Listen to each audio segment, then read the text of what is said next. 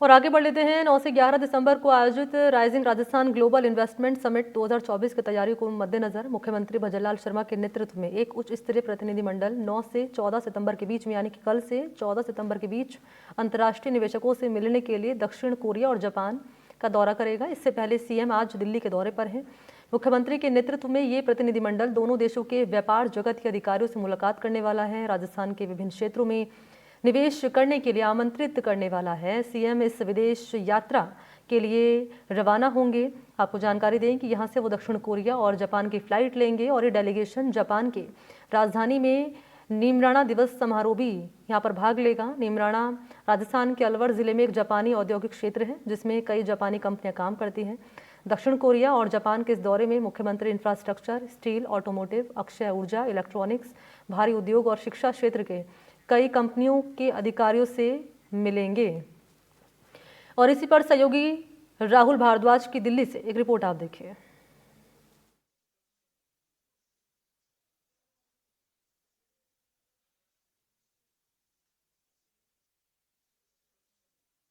राष्ट्रीय राजधानी दिल्ली से सीधी तस्वीरें आपको दिखा रहे हैं। राजस्थान के मुख्यमंत्री भजनलाल शर्मा का कॉन्वॉय आप देख रहे हैं। दिल्ली के जोधपुर हाउस में उनका कॉन्वॉय पहुंचा है। विदेश यात्रा पर भजनलाल शर्मा निकलेंगे और तस्वीरों में आप देख सकते हैं उनका कॉन्वॉय भजनलाल शर्मा की मौजूदगी दिल्ली में।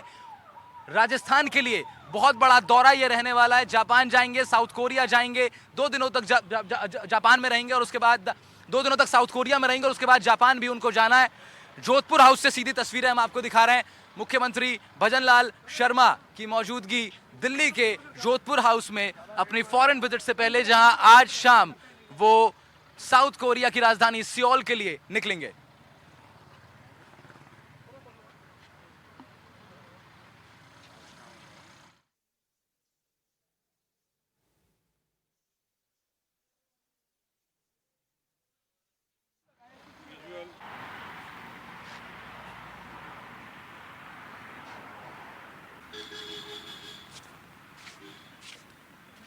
तो जोधपुर हाउस मुख्यमंत्री का काफिला यहां पर पहुंच चुका है। वहीं से एक्सक्लूसिव तस्वीरें एनडीटीवी आपके सामने रख रहा है। जोधपुर हाउस में इस वक्त मुख्यमंत्री की मौजूदगी है और ये देखिए दौरा काफी महत्वपूर्ण इस लिहाज से माना जा रहा है कि राजस्थान के लोग टकटकी लगाए इस दौरे को देख रहे हैं कि राजस्थान के विकास को पंख लगते हुए नजर आएंगे, क्योंकि वहां पर निवेशकों को आमंत्रित करेंगे मुख्यमंत्री भजनलाल शर्मा। तो दक्षिण कोरिया का दौरा रहने वाला है, जापान का दौरा रहने वाला है और कई सेक्टर्स हैं जो यहाँ पर जिनमें बूम जो है लाने की कोशिश यहाँ पर की जाएगी सरकार की ओर से। बात कर ली जाए इंफ्रास्ट्रक्चर की, बात कर ली जाए आईटी सेक्टर की, रोजगार के क्षेत्र की अगर बात कर ली जाए तो यहाँ पर भी कोशिश रहेगी सरकार की कि अधिक से अधिक निवेशक आए, राजस्थान में कंपनी लगाएं और उन कंपनियों में जो यहाँ के युवा हैं राजस्थान के उनको रोजगार मिले, उनको नौकरियां मिले। तो काफी महत्वपूर्ण ये दौरा माना जा रहा है। और वहीं से तस्वीरें सहयोगी राहुल भारद्वाज दर्शकों तक पहुंचा रहे हैं। एक बार फिर से उनके पास लिए चलते हैं। राहुल, ये दौरा काफी महत्वपूर्ण माना जा रहा है मुख्यमंत्री भजनलाल शर्मा का। जोधपुर हाउस पहुंच चुके हैं, वहीं पर आपकी मौजूदगी है और कितना महत्व, आज क्या कुछ खास कार्यक्रम रहने वाला है मुख्यमंत्री का, जोधपुर हाउस में मौजूदगी उनकी आज? मनी, आज का मुख्यमंत्री का दिल्ली दौरा अपने आप में बेहद ही खास है, बहुत महत्वपूर्ण दौरा है, क्योंकि इस दौरे से बहुत सी उम्मीदें लाखों करोड़ों प्रदेशवासियों को हैं और राजस्थान के मुख्यमंत्री ने खुद उन उम्मीदों का भार अपने कंधे पर उठाया और सबसे पहली शुरुआत इस दौरे की उन्होंने की है राष्ट्रीय राजधानी दिल्ली में मौजूद इसी जोधपुर हाउस से।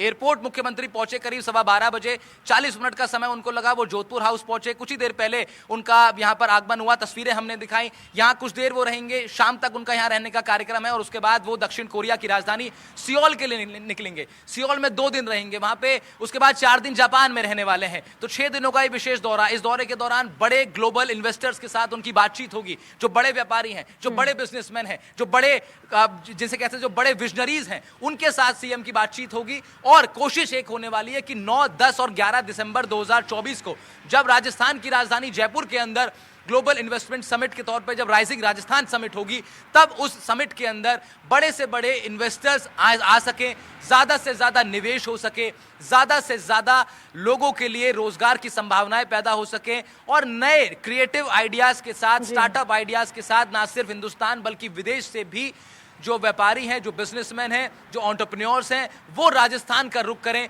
चाहे वो सोलर एनर्जी की बात हो, चाहे स्टील की बात हो, चाहे अन्य रिसोर्सेज की बात हो। राजस्थान के मुख्यमंत्री ने इस बात को लेकर के खास तवज्जो दी है कि इंफ्रास्ट्रक्चर से लेकर, ऑटोमेटिव से लेकर, अक्षय ऊर्जा, एजुकेशन, इलेक्ट्रॉनिक्स जैसे क्षेत्रों पर खास फोकस राजस्थान का रहने वाला है। और ना सिर्फ मैं आपको बता दूं मनी, ये दौरा सीएम का सियोल में खत्म नहीं होगा। जापान में सिर्फ ये राइजिंग समिट का जो प्रयास है ये खत्म नहीं होगा, बल्कि ये दुबई भी मूव करेगा, ये रियाद भी मूव करेगा, ये लंदन भी मूव करेगा, ये जर्मनी भी मूव करेगा। और करीब 7-8 प्रमुख देशों की इन्वेस्टमेंट समिट पार्टनर के तौर पर यहां बातचीत ऑलरेडी हो चुकी है। तो ये करीब 7 प्रमुख देश हैं, जिसमें साउथ कोरिया, जापान है, यूनाइटेड किंगडम है, दुबई है, जर्मनी है, और ये प्रमुख देश हैं जिनके साथ इस समिट का आगे काम बढ़ना है। मुख्यमंत्री भजनलाल शर्मा इस गेट से थोड़ी पीछे हैं, लेकिन वहां हम जा नहीं सकते। कुछ देर पहले जब वो आए थे, हमने तस्वीरें आपको दिखाई और कोशिश करेंगे कि उनसे हम लोग बातचीत कर पाएं, क्योंकि जिस दौरे के लिए वो जा रहे हैं, वो दौरा राजस्थान के, मैं समझता हूं आर्थिक इतिहास में मनी एक सबसे महत्वपूर्ण दौरों में से वो एक होने वाला है। क्योंकि जिस लेवल पर इकोनॉमी को ले जाने की बात हो रही है, $350 बिलियन की इकोनॉमी प्रदेश को बनाने की बात हो रही है, दावा हो रहा है। वो दावा को दमदार तरीके से साबित करने के लिए, उसको पूरा करने के लिए मुख्यमंत्री ने खुद मोर्चा संभाला है। जापान जाएंगे, साउथ कोरिया जाएंगे खुद, उसके बाद उनके अन्य प्रतिनिधि रियाद भी होंगे, दुबई भी होंगे, लंदन भी होंगे। और इस दौरे पर मनी कौन कौन उनके साथ रहने वाला है, ये भी बड़ा महत्वपूर्ण है। डिप्टी सीएम प्रेमचंद बैरवा की मौजूदगी तो रहेगी ही, लेकिन साथ साथ शिखर अग्रवाल हैं, एसीएस है, असिस्टेंट चीफ सेक्रेटरी, वो रहने वाले हैं। उद्योग विभाग के प्रशासनिक का सचिव हैं अमिताभ जी, वो उनके साथ रहने वाले हैं। तो ये कुछ प्रमुख लोग हैं जो सीएम के साथ रहेंगे और इस दौरे को सफल बनाने का प्रयास सीएम के साथ करके किया जाएगा। क्या खास तोहफा लाने वाले हैं राजस्थान के लोगों के लिए, इस पर भी सबकी निगाहें बनी हुई है। राहुल भारद्वाज, महत्वपूर्ण ये भी हो जाता है, अलवर की बात करना चाहूंगी मैं, क्योंकि अलवर में कई जो नामी कंपनियां हैं वो यहाँ पर औद्योगिक क्षेत्र है अलवर में, जहाँ पर कई जापानी कंपनियां काम करती हैं। और दरअसल जापान में जब जाएंगे मुख्यमंत्री भजनलाल शर्मा, तो यहाँ पर नीमराना दिवस समारोह में भी यहाँ पर भाग लिया जाएगा। इसे किस रूप में समझा जाए? क्या अलवर के लिए कुछ खास इस दौरे के दौरान हो सकता है क्या? मनी, बात सिर्फ यहां अलवर की नहीं ले सकते, क्योंकि ये पूरा कार्यक्रम पूरे राजस्थान के सीमावर्ती क्षेत्रों से लेकर और राजधानी तक हर जगह को ये फोकस में रखे हुए है। जब विदेश यात्रा पर मुख्यमंत्री जाएंगे तो वहां बात केवल 1 या 2 जिलों के संबंध में नहीं होगी। हाँ, उसका असर उन जिलों पर निश्चित रूप से पड़ेगा। जिस तरह से आपने कहा कि अलवर में जो प्रोग्रेस चल रही है, उस प्रोग्रेस में तेजी देखने को मिल सकती है।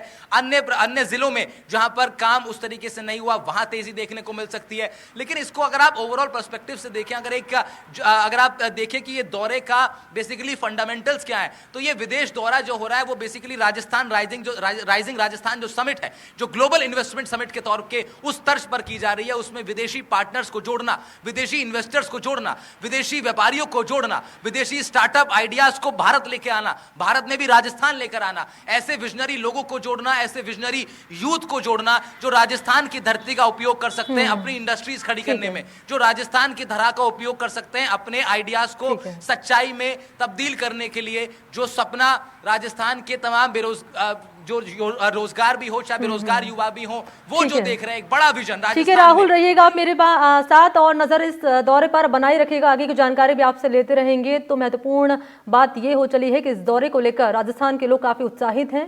डेवलपमेंट सेक्टर में किस तरह से सरकार काम करती हुई यहाँ नजर आएगी, इस पर रहेगी हमारी नजर, आगे की जानकारी आपको देते रहेंगे।